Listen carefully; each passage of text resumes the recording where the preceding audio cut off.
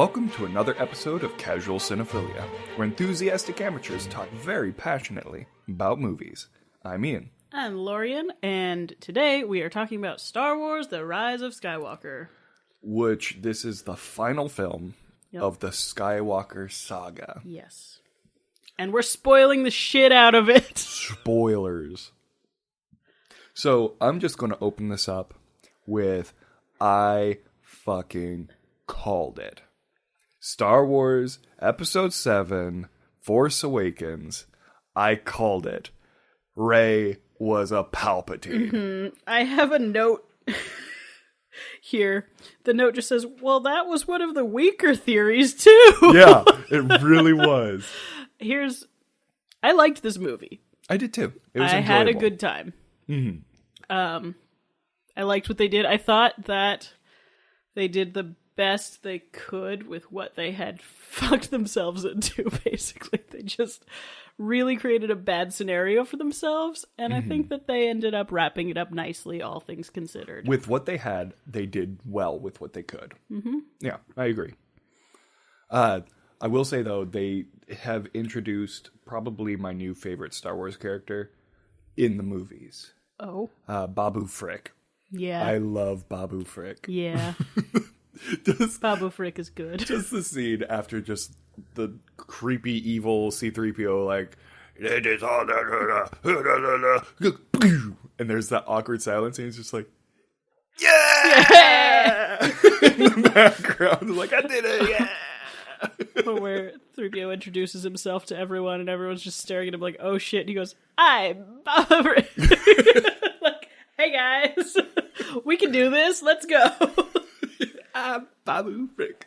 And then that call back at the end, it's like, yeah, a mutual friend of ours, Babu Frick, said you were coming. It's like, Babu Frick, he is one of my oldest friends.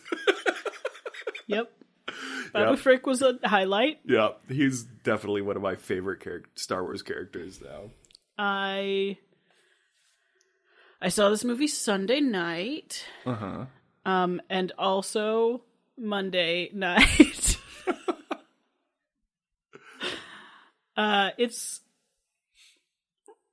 Well, God, I mean, we both grew up with Star Wars. Yeah. I know both of us were shown the original trilogy at probably a younger age than is advisable. Mm-hmm. And definitely both of us saw all of the prequel trilogy as they came out, like, as soon as I possibly could. Yep. And I know we've all gone to see these in opening weekend. Mm-hmm. So, basically, no matter what they did, it was gonna be a roller coaster. For sure. Emotionally. Yeah. And boy, was I right. The first time I saw this, I spent like 75% of the movie crying, inexplicably.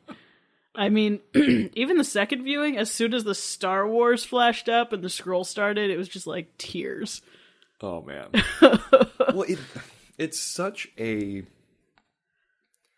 pivotal part of our, like, modern zeitgeist. Yeah. And, you know, it was kind of like a sad realization. It's like, this is the last episode. The last one. Like, we'll still get spin-offs here and there. Oh, yeah, for sure. And we still have the Mandalorian. Oh my God, Mandalorian, I love to it. warm our little hearts with the cups of soup and things. The Baby Yoda. The Baby Yoda. But it was a sad realization. I was like... It was, and that trailer, I think it was the first full-length trailer they came out with, the one that opened with clips from the old movies. Yeah. Pissed me off. Yeah. To me, it felt like they didn't think they had a good enough movie for only their movie to sell itself, and that they had to rely on the nostalgia of showing literal footage from the old movies to sell it. And I didn't watch another trailer after that. Really? Yeah. Melissa was like, Lando Calrissian is in this movie. And I'm like, what? How do you know that? She's like, it's been in like 3 trailers. I was like, oh, what? Didn't know. And Lando's back in a disguise. Naturally. As always.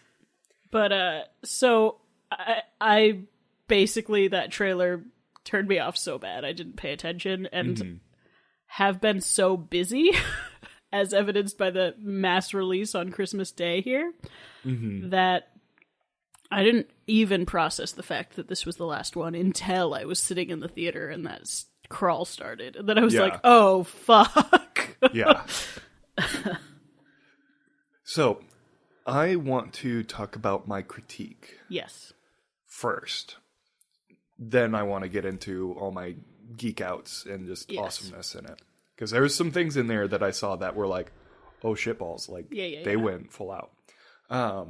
My critique is, and this comes from a minority perspective because I am a Last Jedi fan. I actually thought the direction that they were going with Last Jedi was a unique new perspective that could take it in a cool direction. Sure. Or at least an untread direction. Sure.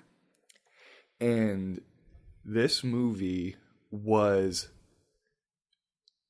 like 75% of episode 8 and 100% of episode 9 all crammed into 2 hours. The introduction of Poe's ex-girlfriend should have been introduced in episode 8. The introduction of the rogue group of ex-stormtroopers should have been introduced in episode 8. Yeah. All these like little things of characters that are only in the movie for minutes should have been built upon in the previous movie. And so it felt like... That ties in really well to my main critique, which was that the entire first, almost hour of the film was almost exclusively exposition dump. Yeah. Which I could recognize it, but it didn't really bum me out that much. And maybe that's just because I understood the circumstances the film existed within. Yeah. Or maybe I just like Star Wars and was inclined to be happy because I prefer being happy to being grumbly. Believe it or not, if you just listen to Cats, we want to like movies. But I just, it was very exposition dumpy.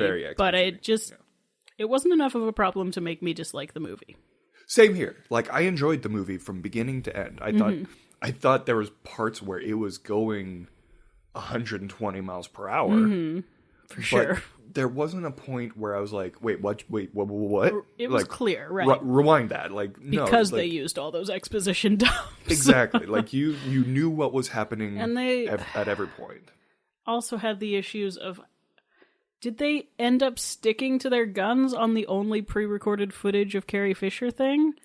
I believe so. Because that's a huge limitation as well. Yeah. That almost forces the characters into an exposition style of dialogue because they have to fill in. Yeah, from what I understand, all of her dialogue was pre-recorded. And all the so what they had was a actor standing in, and then they digitally put her face from on the pre-recorded footage onto it. And so all the scenes from behind, all that was someone else, but every time you saw her or heard her voice was originally recorded Carrie Fisher dialogue.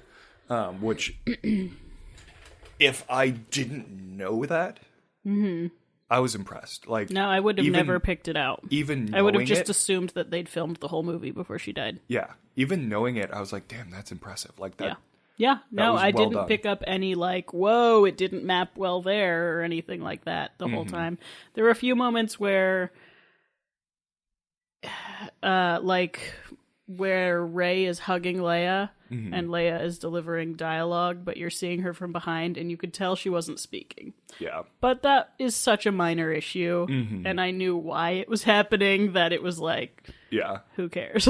And my final, like, big critique was that there was, because they had to fit 2 movies essentially into it, the setup and then payoff of certain things were so quick. Yeah. Like, there was a line that Leia says, is like, never underestimate a droid. Right. And then literally 3 minutes later, the BB-8 pops a thing, and then Poe goes, "Never underestimate a droid." Right. And you're like, okay, that was a little too quick. Like, Sure. and just all these different things. And I know it was kind of set up in The Mandalorian, but the whole scene with Rey healing the snake Sure. thing felt way out of left field. Yeah. Where I feel like in previous films they would have had a duel with that thing. Right. Instead of healing it. Yeah, I agree that that's all the same issue. It's all the fact that JJ regretted walking away from the series, and it's just, I mean, to tell the story he wanted to tell, he had to do so fucking much in one movie that it muddied the movie. Mm-hmm. Like I said, like we both keep saying, I still enjoyed it, but you could tell that it was just like jam-packed. Mm-hmm. It's like a sausage casing of a movie. There's so much sausage in this movie. So much sausage. Star Wars. Full of sausage.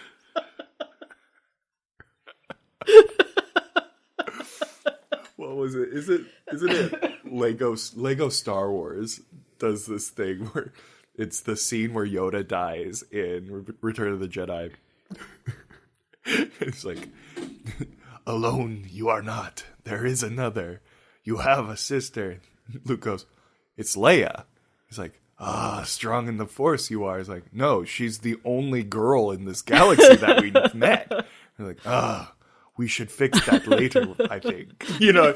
Right. It's like, no, she's just the only girl I know. Yep. And that,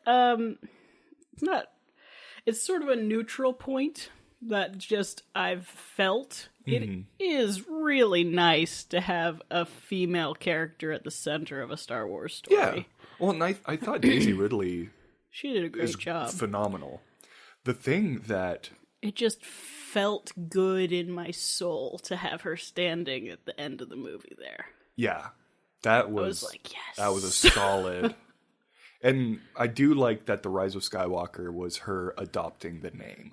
Yeah. Skywalker. Like, yeah, I thought that was good. That didn't bother me at all. I had a coworker who really didn't like that. That's but dumb. I like, what else are they going to do? It was going to go one of two ways. Mm-hmm. She was either going to spend the rest of her life in a PR nightmare trying to be like, I'm proud of who I am, even though my grandpa's Hitler, or she was going to adopt the name of the lovely siblings who raised her.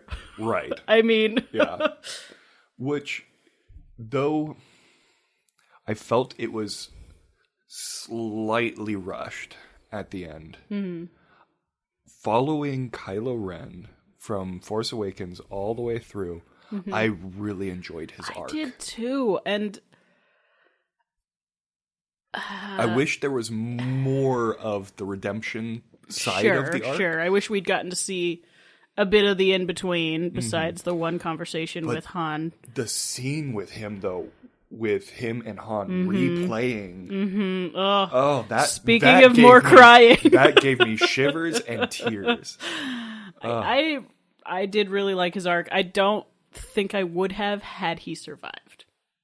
He needed to die in that arc. He'd done too much. Yeah. I loved the redemption. I don't think it would have worked without either element, basically. Like, he clearly needed the redemption. He clearly needed to die for it. Yeah. And I thought they did it in a really cool way. I do wish they'd set up the healing the movie before so that it was more of a through line. Right. Instead of just, like, such a quick setup. But the movie also felt so meaty that it almost felt like they had when you got there. Right, yeah. I thought it was great. I thought it was great that he force ghosted out. Well, force ghosted. He did the disappear-y thing. Yeah. The one with the force thing. Yeah, he had the light side death. Right. Yeah, the redemption. The thing I've been hearing online is that people